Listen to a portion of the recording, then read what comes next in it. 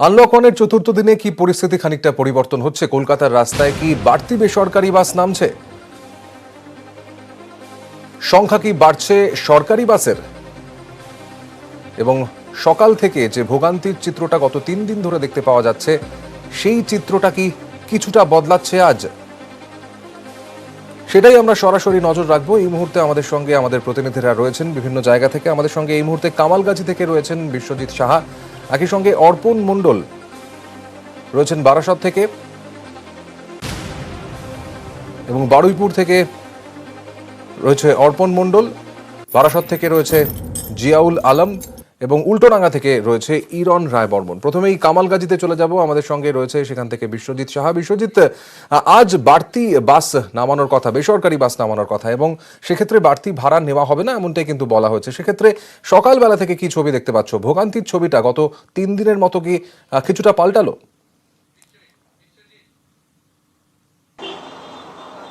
দেখো, বেসরকারি বাস মাত্র একটি বাস ছেড়ে গেছে এবং সরকারি বাস কামালগাজী মোড় থেকে প্রায় 6টি সরকারি বাস চলে গেছে। তবুও চিত্রটা বদলায়নি, অর্থাৎ গত কয়েকদিন যে চিত্রটা দেখা গেছে আনলক ওয়ানের চতুর্থ দিনেও সেই একই ছবি, অর্থাৎ গত 4 দিন ধরে একই ছবি।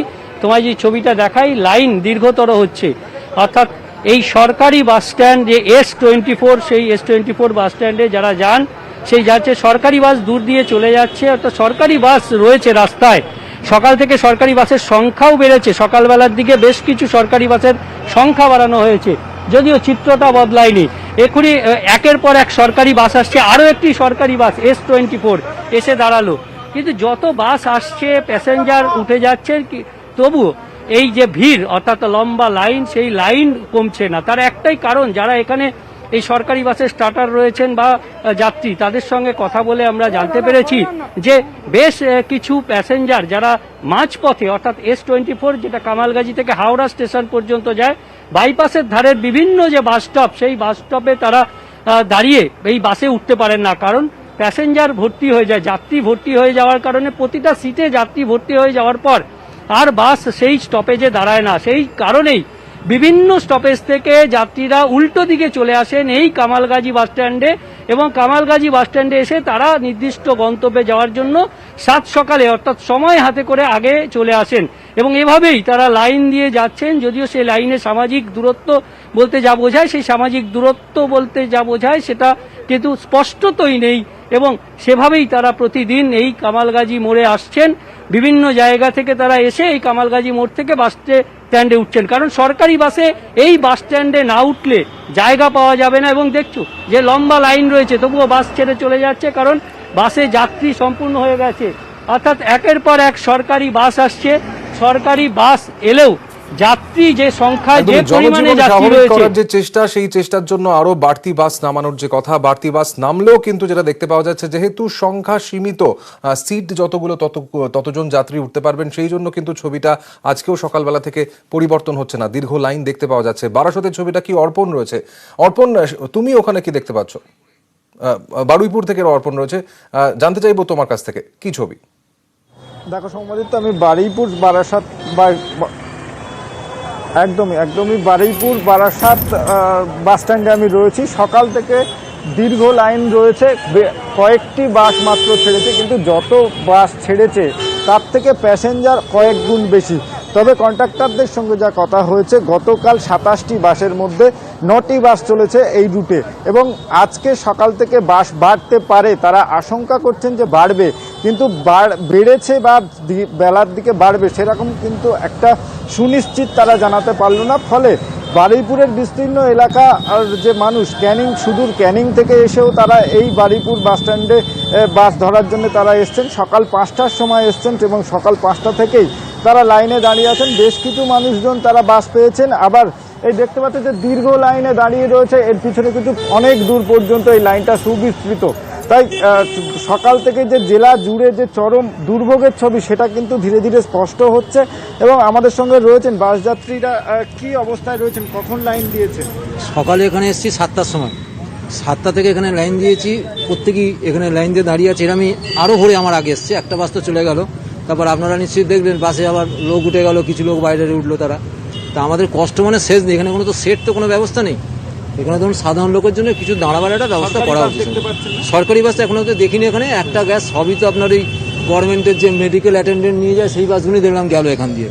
এখনো আমি তো 5টা থেকে সকাল 5টা থেকে দাঁড়িয়ে আছি, বাস পাচ্ছি না। বাস পাচ্ছেন না, কোম্পানি বলছে, সরকার বলছে আমরা সব বাস চালু করেছি, আর কোন বাসের জন্য না জাল হচ্ছে। আমরা এরকম হয়রান করছে কেন সরকার? দীর্ঘ সময় দাঁড়িয়ে থাকতে হচ্ছে, সেই ছবিটা দিয়েছে। কিন্তু আজও একই রকম ভাবে অর্পণের সঙ্গে যেমন বারুইপুর থেকে কথা হচ্ছিল, উল্টোডাঙ্গায় চলে যাব। ইরন রায়বর্মন রয়েছে সেখান থেকে। ইরন, উল্টোডাঙ্গার যে ছবিটা আমরা দেখছিলাম সেটা হচ্ছে যেহেতু সেখানে নির্দিষ্ট কোনো বাস টার্মিনাস বা বাস স্ট্যান্ড নেই, যে বাসগুলো রানিং সেইগুলোতে উঠতে হচ্ছে, সেক্ষেত্রে কি ছবিটা আরো কিছুটা কষ্টকর বাস যাত্রীদের জন্য?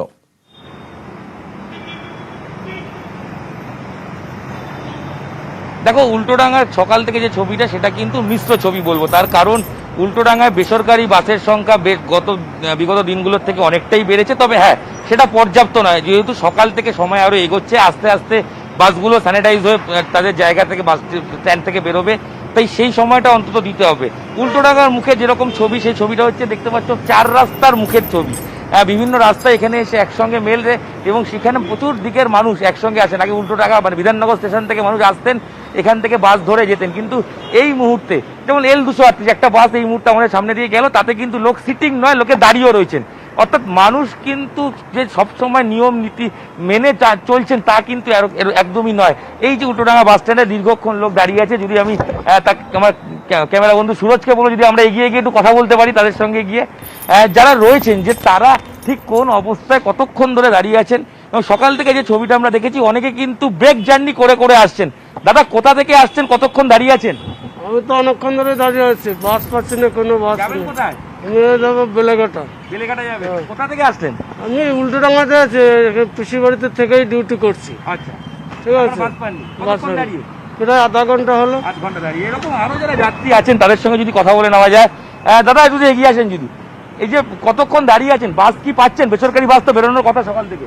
এখন পর্যন্ত বেসরকারি বাস তো আমি পাইনি, তবে একটা বাস এসেছিল, ও উঠালো না, মানে ভরে গেছে। হ্যাঁ। একদমই। দেখো, মানুষ যে রুটে যাবেন সেই রুটেই বাস পাচ্ছেন না অনেকে, সেই জন্য দীর্ঘক্ষণ দাঁড়াতে হচ্ছে। কিন্তু একদমই আমরা দেখেছি ভোগান্তির চিত্রটা হয়তো কিছুটা বদলেছে, কিন্তু একেবারে পরিবর্তন হয়নি। ছন্দে ফেরার যে চেষ্টা আনলক 1-এ, সেই ছন্দটা কিন্তু এখনো মানুষ ফিরে পাচ্ছেন না। বারাসত থেকে রয়েছেন আমাদের প্রতিনিধি জিয়াউল আলম। জিয়াউলের সঙ্গে কথা বলবো। জিয়াউল, কি ছবি বারাসতে?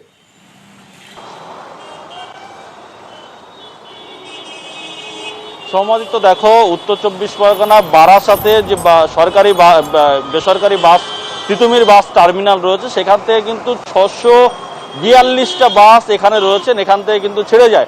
আজকের পর্যন্ত এখনো ইউনিয়ন সূত্রে খবর 212টা বাস কিন্তু ছেড়ে যাওয়ার জন্য কিছু বাস বেরিয়েছে, এখনো কিছু বাস রেডি হচ্ছে যারা বেরোনোর জন্য।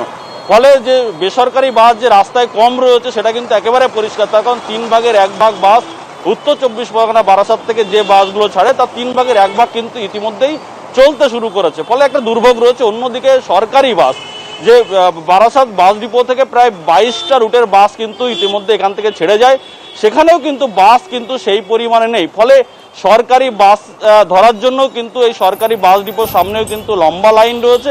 যেগুলো বেসরকারি বাস চলছে সেই বেসরকারি বাসেও কিন্তু যেহেতু বাস অনেকটাই কম, জেলার বিভিন্ন প্রান্তে এখান থেকে বাসগুলো যায়, ফলে যাত্রীরাও কিন্তু দীর্ঘক্ষণ সময় ওয়েট করছেন। তার কারণ কিছু কিছু যাত্রী রয়েছেন যে রুটে যাবে সেই রুটের বাস কিন্তু নেই, বা আছে বা সেটা খুবই কম।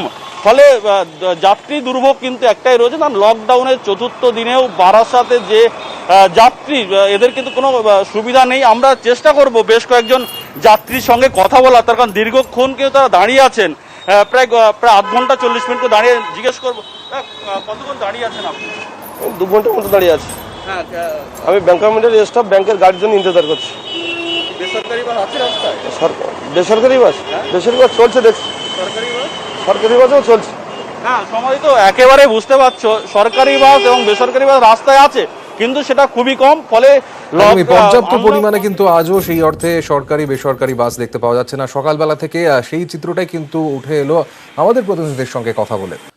বন্দে ভারত মিশন, অর্থাৎ যে সমস্ত ভারতীয়রা বিদেশে আটকে রয়েছেন তাদেরকে ফেরানোর ব্যবস্থা ভারত সরকারের পক্ষ থেকে 9 জুন থেকে এই মিশনের ফেজ 3 শুরু হবে বলে জানতে পারা যাচ্ছে। আমরা আরো খবর নিয়ে নেবো। আমাদের সঙ্গে এই মুহূর্তে রয়েছেন আমাদের প্রতিনিধি শালিনী দত্ত। শালিনী, কি জানতে পারছো? দেখো সোমালি, তো 9 জুন থেকে নয় 14ই জুন থেকে শুরু হতে চলেছে এই বন্দে ভারতের থার্ড মিশন, এবং তার সেটা চলবে 2রা জুলাই অবধি।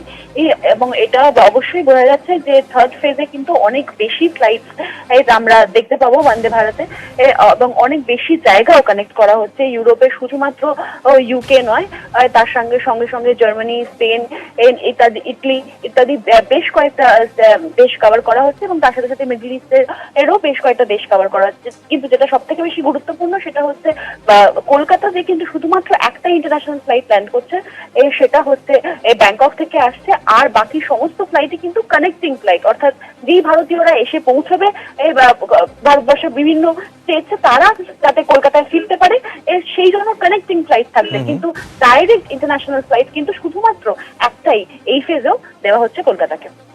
ধন্যবাদ শালিনী। ম্যাডাম